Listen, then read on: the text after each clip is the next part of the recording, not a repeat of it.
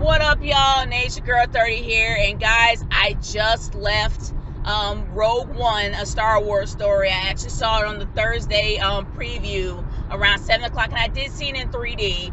And I'm gonna let you guys know, don't see it in 3D, because I don't think this movie was made for 3D. There were some areas that actually were amazing in 3D, like the dog fights towards the end of the movie, but towards the beginning, there were a lot of areas that were blurry. So your eyes are going to really hurt, and you're going to probably have some bit of a headache. So my advice to you is to see it in 2D. You'll still get the experience that you want, but you will have less of the headaches. That's just my own personal opinion. But guys, as for Rogue One itself, I was completely floored about how amazing this movie is. Seriously. I honestly thought that it was going to go in being like The Force Awakens, because I still had my beef with that movie because it just felt too much like A New Hope. But the one thing I love about this movie is it actually tied in to what happened after Revenge of the Sith. It was probably maybe several years after Revenge of the Sith, but leading on up to A New Hope. Actually, the beginning of The New Hope.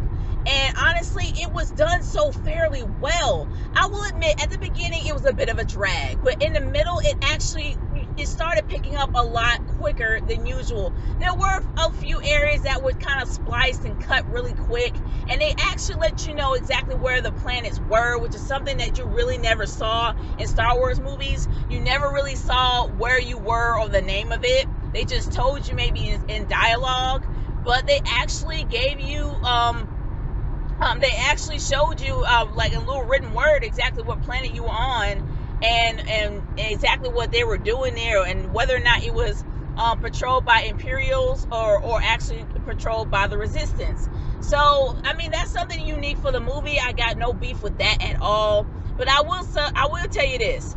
K2 is probably one of my favorite droids. By far, he kind of beats C-3PO and R2-D2. And even BB-8, like, he beats them by a mile. K2 probably was the funniest droid there was, and it was heartbreaking when that droid had some heart. Like, when he actually started having a little bit of the feels, it was, I mean, I'm telling you, he was an amazing character. He had more emotion than most of the characters in the movie, in my opinion. But not to literally dump on all of the actors and actresses in this movie. They were phenomenal. They did what they could do with their characters. It was great.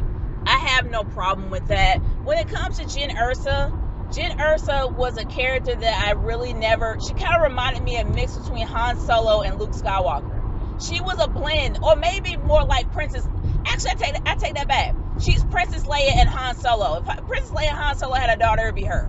Like, seriously, straight up. And she reminded me a lot of them. But honestly, her character was absolutely phenomenal. And at the very end, I mean, she could have been a little stiff at some times, but in my humble opinion, her character really was the catalyst of what happened with the rebellion, and also with The New Hope. I don't want to give too much away. I'm actually going to be a little nice here and not really give too many spoilers, or especially about the main plot.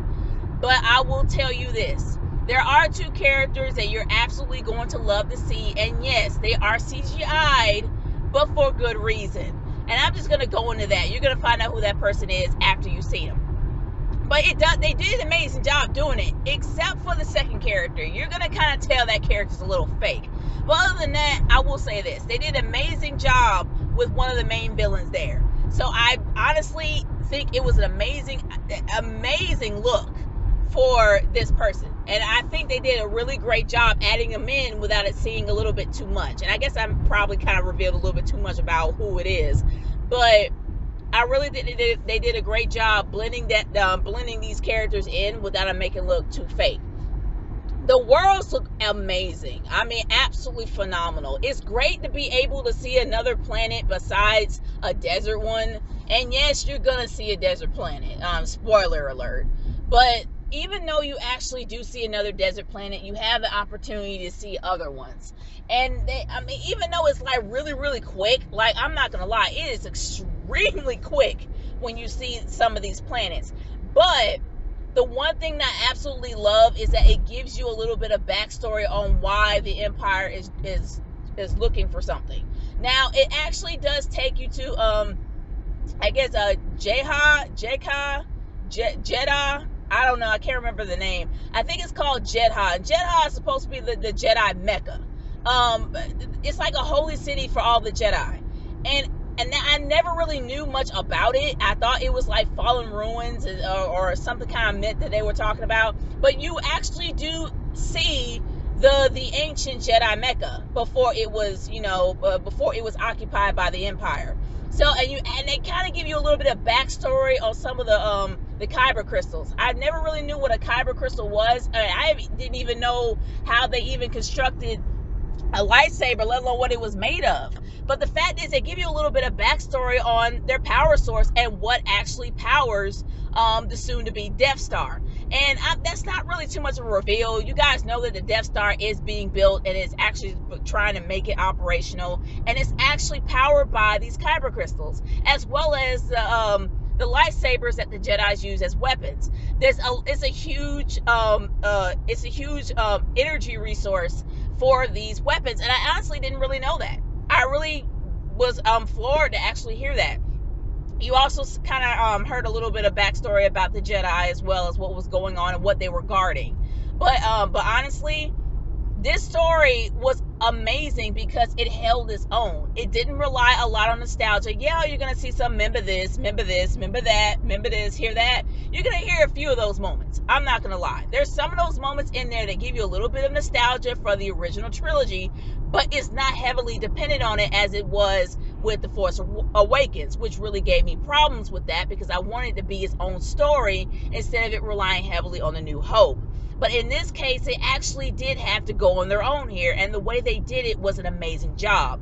Now, when it comes to the 70s version, the 1979 or 1978 version, I believe, of A New Hope, as well as with the original trilogy itself in the mid-80s or to late 80s, you know that when it came to the rebellion, they made the rebellion look like heroes while they made the Empire look like bad guys. In this movie, it's a very gray area. The Resistance did a lot of horrible things in the name of the Resistance, and they actually could. And some of the characters really tried to redeem themselves from that. They're like, okay, I'm doing something dirty, but I'm doing it for a reason. I have a purpose on why I'm doing it. That is what I loved about this movie, that gray area. They didn't really have the whole good or bad, good versus evil type of thing. It was a gray area on both sides. The Empire had their reasons while the Resistance had their reasons, and they both did dirty things to get their deeds done. And that's what I liked about it. Now, they even showed the people that tried to remain neutral, that really didn't remain neutral, and actually tried to fight no matter what. And then they also had the character that was Forrest Whitaker's character that I was trying to figure out. But man, I was really shocked by his character. I mean, I'm gonna tell you this. When it comes to the trailers will kind of give you a false idea on some of these characters and who they are. You have to see it for yourself in order to have an idea on what type of people that these people are. But overall, I'm going to be honest with you. The last 10 minutes of this movie is going to probably either put you in tears or have you speechless the entire time. It's beautiful. When it comes to the actual dogfights, it's beautiful. It's amazing. It's wonderful. I'm absolutely floored at the visuals.